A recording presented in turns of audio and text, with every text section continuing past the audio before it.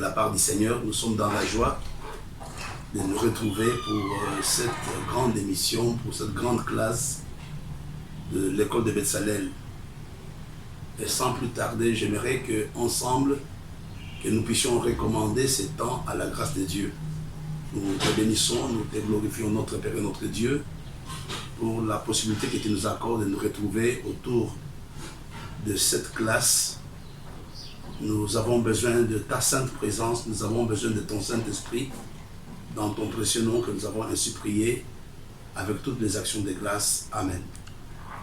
Depuis quelque temps, nous avons commencé à parler d'un grand thème que nous avons intitulé « Être sur le chemin de la destinée ». Le week-end passé, j'avais parlé essentiellement des intrigues d'Othan. Nous avons parlé de tout ce qui s'était passé dans la vie de Joseph. Nous avons vu que Dieu peut passer par des choses qui nous paraissent être désagréables pour nous amener dans notre destinée. Et lors de notre dernière émission, nous avons vu combien d'Othan était indispensable pour que la destinée de Joseph se réalise. Je pense que si Dieu avait avisé avant Joseph qu'il allait partir en Égypte pour que la destinée se réalise, Joseph n'allait pas accepter. Joseph était un homme qui était attaché à son père. Et Dieu va passer par d'Othan, Dieu va passer par la haine de ses frères qui vont pouvoir le vendre en Égypte. Et à partir de l'Égypte, la destinée de Joseph s'était réalisée.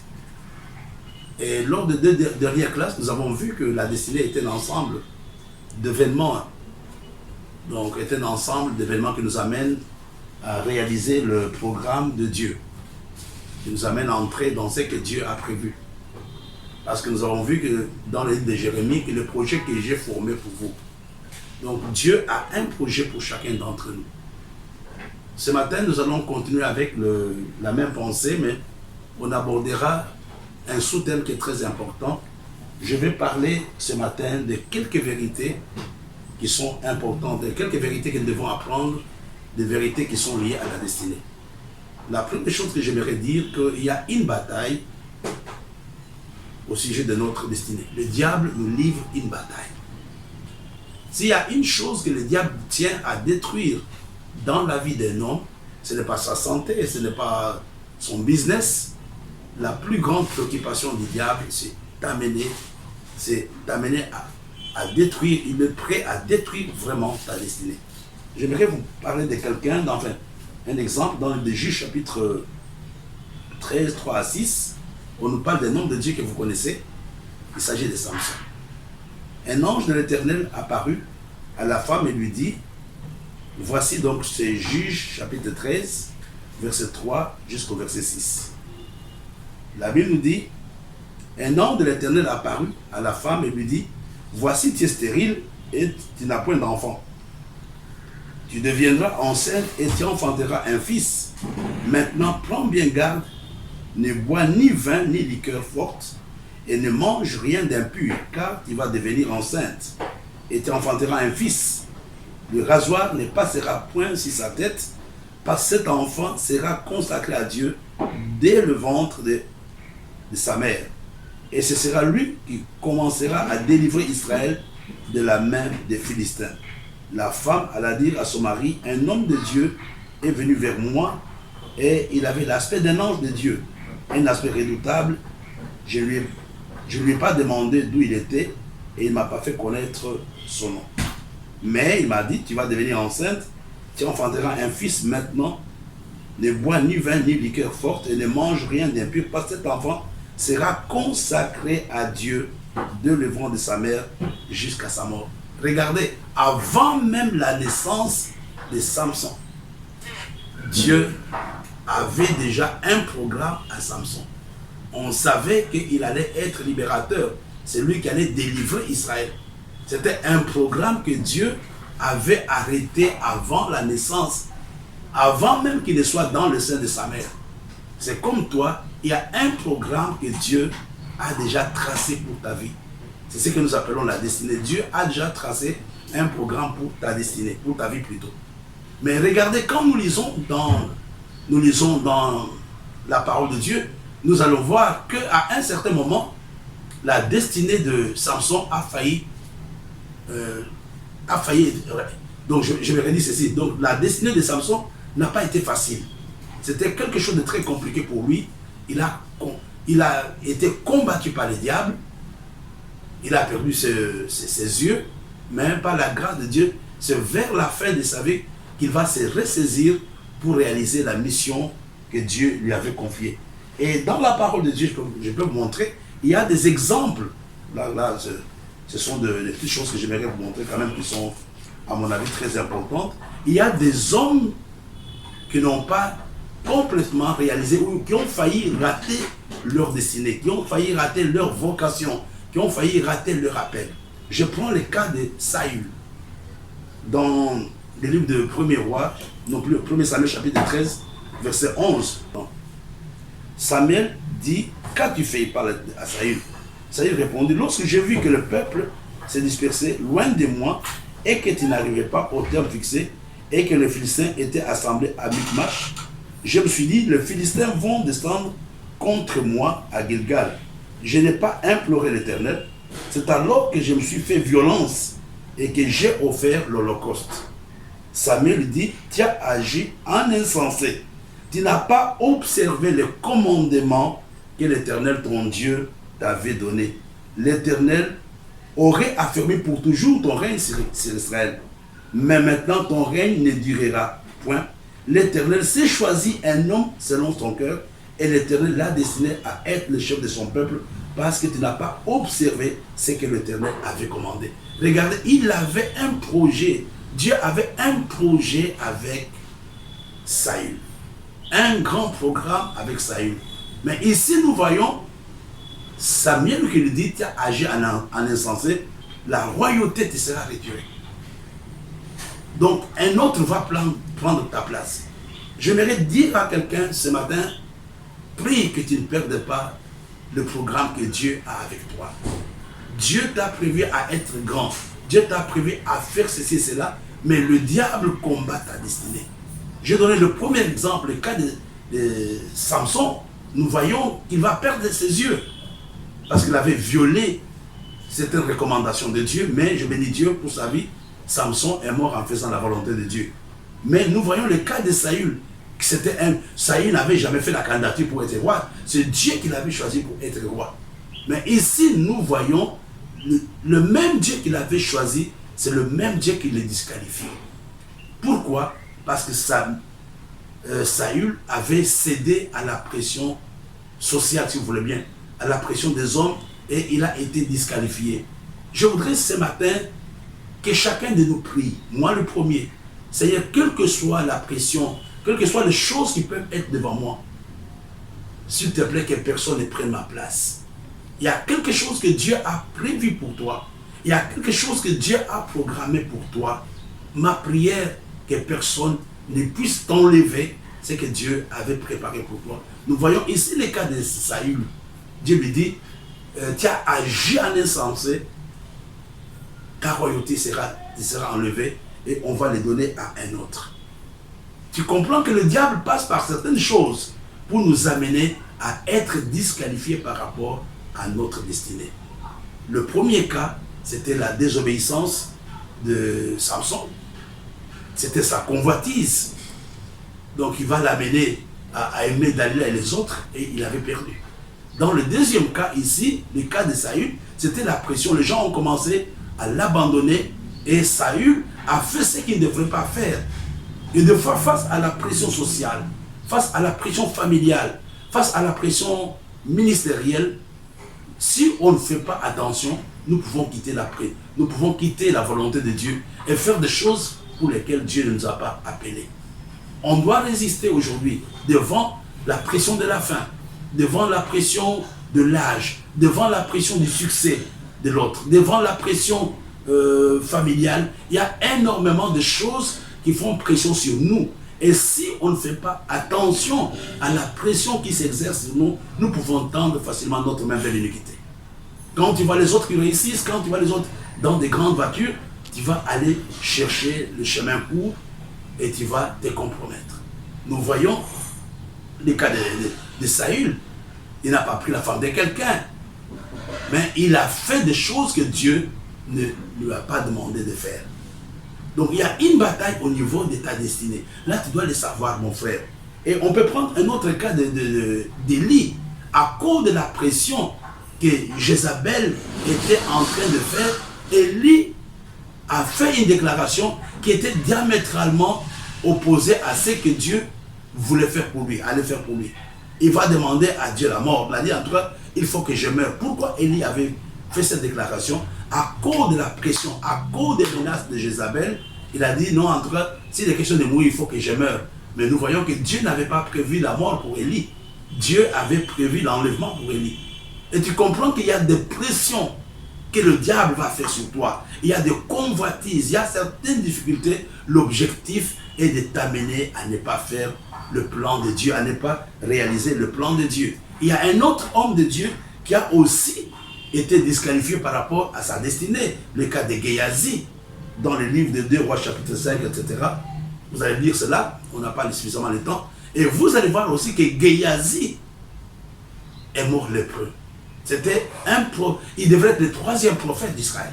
Après Élie, après Élisée, ça devrait être Géasi, qui était le plus proche collaborateur d'Élisée. Mais la convoitise, la cupidité et la convoitise avaient amené Élie, plutôt avaient amené Géasi à être menteur. Et tu vois, aujourd'hui, il y a des choses que le diable nous présente. Il y a des choses que le diable qui se trouvent en face de nous uniquement pour nous amener à ne pas faire le plan de Dieu, à ne pas entrer dans le programme que Dieu a réellement préparé pour nous. Je voudrais, avant de continuer, que chacun prie, que chacun se recommande à Dieu pour l'année 2021. Dit, Seigneur, je ne veux pas tomber dans le même piège de Saül. Je ne veux pas perdre ce que tu m'as donné. Tu m'as donné un ministère, tu m'as donné une famille, tu m'as donné des relations que personne ne puisse me les arracher. Je n'aimerais pas aussi que tu tombes dans le même piège de Samson à cause de la convoitise, que tu sois disqualifié. Je ne veux pas que la peur t'amène à faire des confessions négatives. Je ne veux pas que la cupidité, tout ce que nous voyons, les attraits de ce monde, t'amène à quitter le plan glorieux de Dieu, comme ce fut le cas de Géasi. Géasi a fini sa vie comme étant lépreux. Vous savez, frères et sœurs, ce message me fait peur. Ça nous concerne, nous, serviteurs de Dieu, nous, enfants de Dieu. Rien n'est acquis. À tout moment, nous devons être humbles et dire à Dieu, je vais dépendre de toi. Peut-être, écoutez-moi très bien, le cas de notre frère Saül. Ce n'était pas, entre guillemets, un grand péché. Mais le véritable problème, il a joué le rôle de sacrificateur. Lui était roi. Mais il a commencé à faire l'offrande. Donc, à faire les sacrifices plus tôt. Mais il n'était pas appelé et on l'a pris pour un insensé. Je ne voudrais pas, je m'adresse à toi, je m'adresse à moi. Souvent, à cause de la pression qui s'exerce sur nous, nous avons tendance à quitter notre appel. Nous avons tendance à faire les choses que Dieu, pour lesquelles Dieu ne nous a pas appelés. Je suis pasteur, je ne vais pas m'improviser prophète. Même si aujourd'hui, entre guillemets, ça réussit à certaines personnes, je vois ceci, je vois ça dans ta poche, mais moi, Dieu m'a appelé comme enseignant. J'aimerais prier que Dieu me fasse la grâce d'aller jusqu'au bout dans l'appel qu'il m'a donné. Dieu m'a donné un appel comme enseignant. Dieu m'a donné un appel. Je donne des enseignements prophétiques, mais je ne suis pas prophète. Mais j'aimerais que Dieu t'aide aussi toi ce matin. Que Dieu t'aide ce matin, quel que soit le problème par lequel tu passes. Évite la confession négative. Regarde, Élie a fait une confession négative. Nous sommes enfants de Jézabel dans nos églises. J'en ai vu. Tu vas le rencontrer. Si tu fais ceci, pasteur, si tu ne prêches pas sur ça, je ferai ceci, je ferai faire cela. Ne cède pas devant la pression de Jézabel. Que Dieu te garde, que Dieu te protège. Quels que soient les combats par lesquels tu passes, tu peux apprendre à compter sur le Seigneur. Je disais qu'il y a une bataille qui s'exerce sur notre destinée. Il y a une bataille qui est réelle. Ce n'est pas une blague. Je vais vous montrer un texte qui est extraordinaire.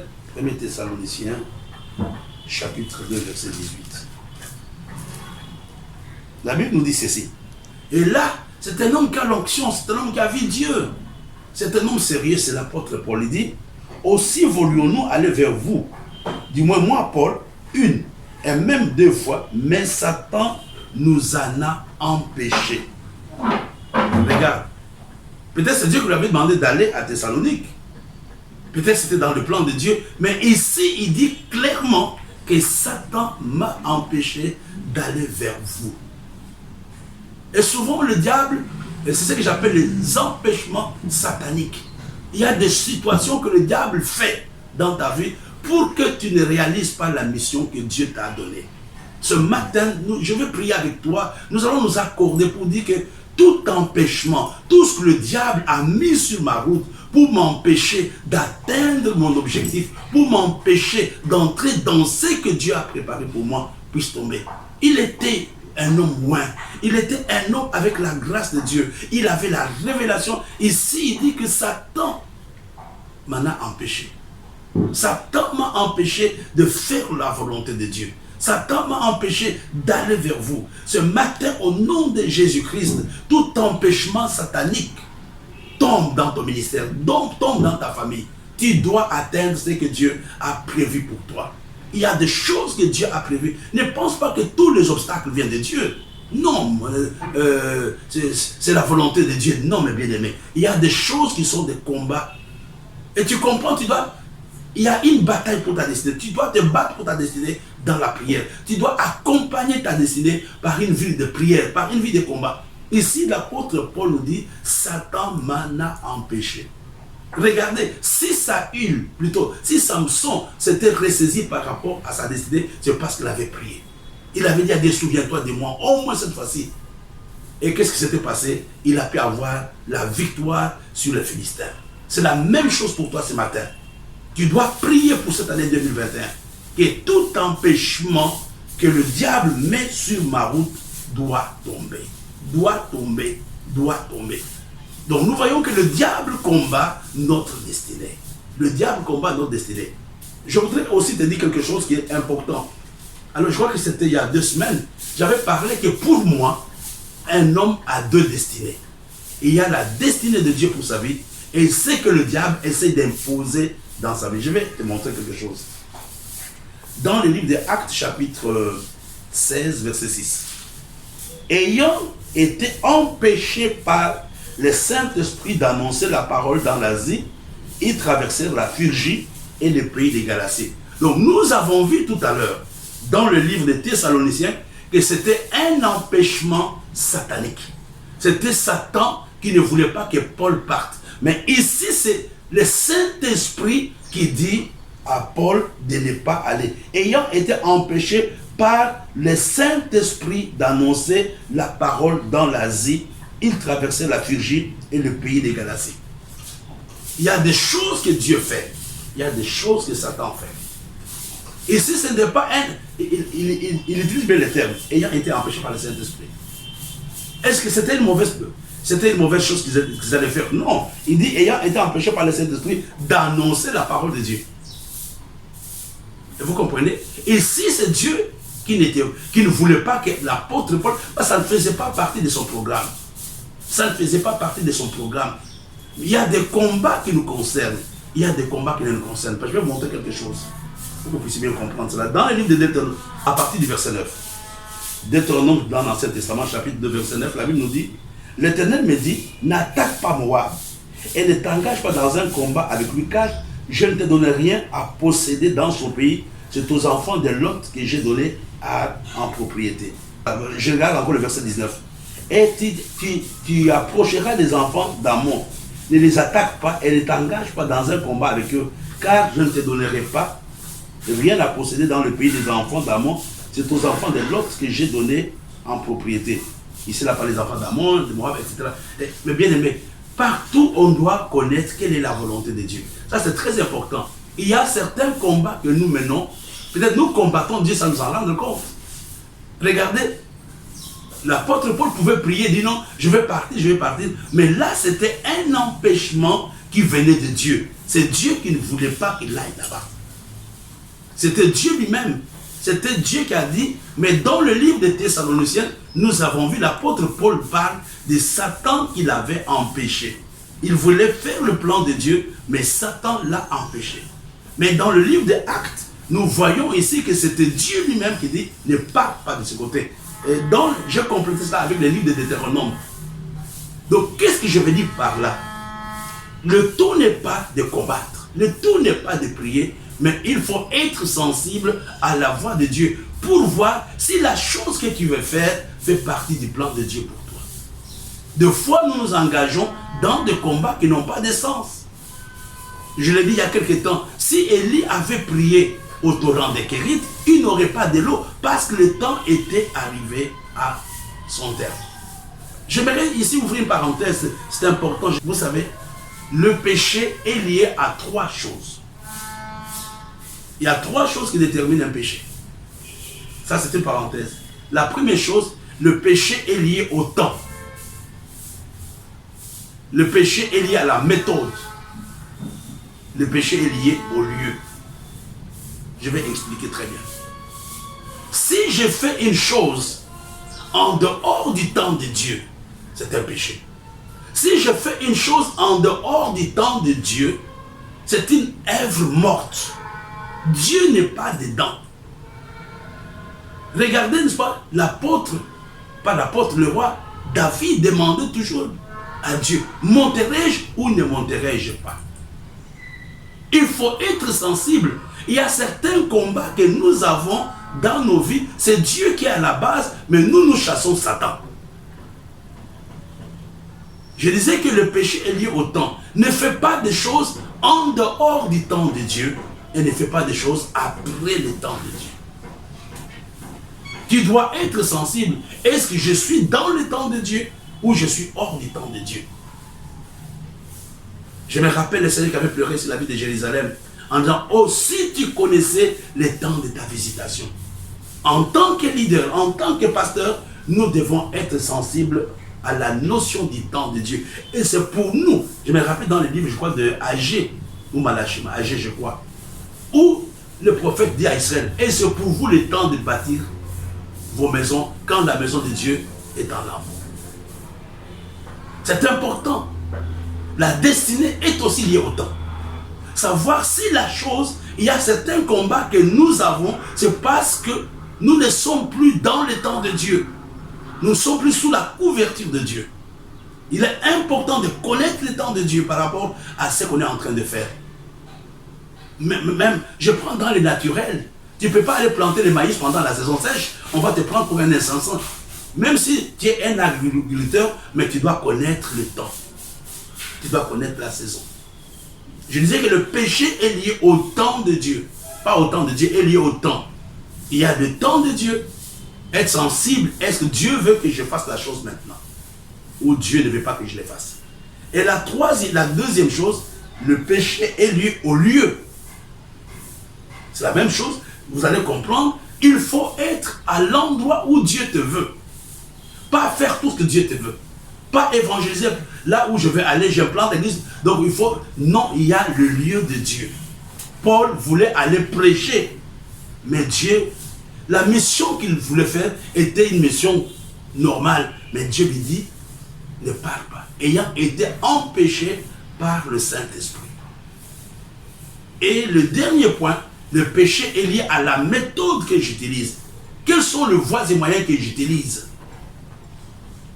Quand tu n'utilises pas la méthode de Dieu, quand tu utilises la ruse pour faire le ministère, quand tu utilises le mensonge pour gagner certaines choses, tu réussiras, mais tu es dans le péché.